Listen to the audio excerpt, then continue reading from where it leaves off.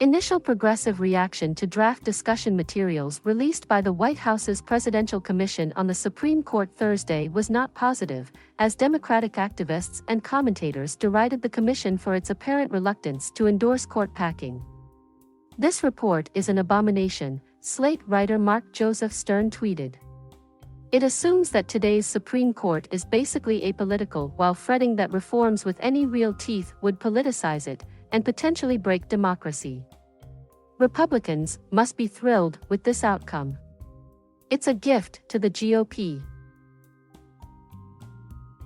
We have said since the Commission's beginning that for the Commission to provide a meaningful contribution to restoring the legitimacy of our judiciary, it needs to advance a specific list of Supreme Court reforms that can be acted upon in the near term," American Constitution Society President Russ Feingold said in a statement.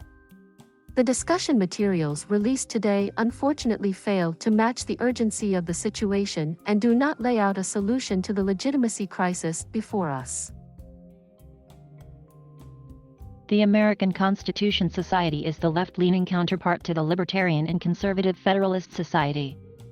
Feingold added that the Commission should have pushed for several options to remedy the rights packing of the court, among other things. Feingold said the lack of support for such proposals will result in the Supreme Court continuing to strip away our constitutional rights and undermine our democratic legitimacy as a country. The term court packing was coined when former President Franklin Delano Roosevelt proposed adding several justices to the Supreme Court because he was frustrated with the results of the court's rulings. Many Democrats are proposing that same thing now. In some cases, Democrats also use the term court packing to refer to political hardball tactics used by Republicans during standard judicial confirmations without actually expanding the number of justices, as Feingold did in his statement.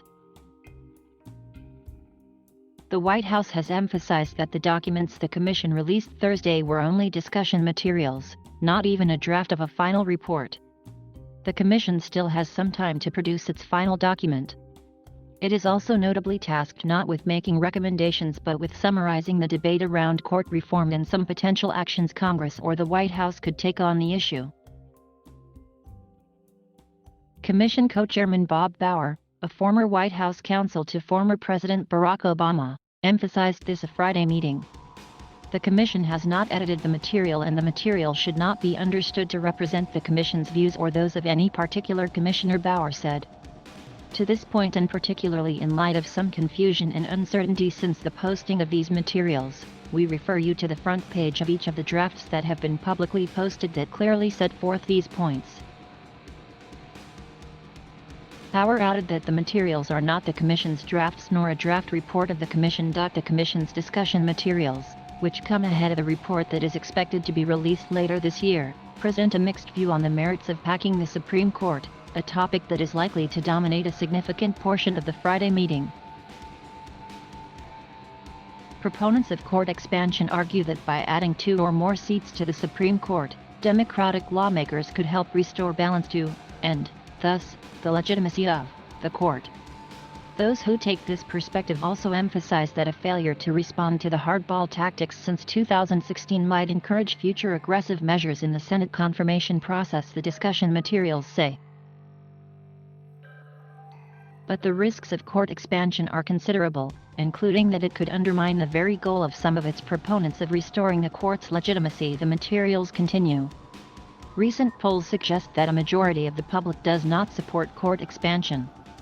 And even some supporters of court expansion acknowledged during the Commission's public hearings, the reform would be perceived by many as a partisan maneuver.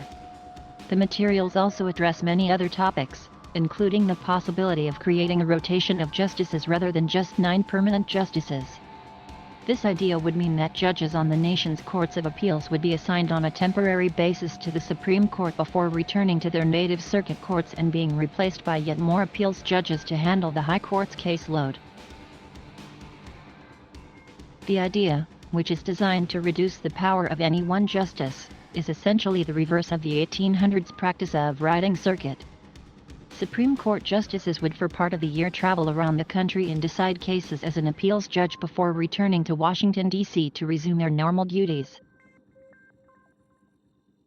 Nevertheless, Some on the left made clear Thursday that the work of Biden's commission will be wholly insufficient if it does not make a case for court packing. When you put no court reformers on your court reform commission, you end up with no court reform, Elie Mystal of The Nation wrote on Twitter. This game was fixed from the moment Joe Biden named the commission. He added that the discussion materials are absolutely useless and designed to produce no change.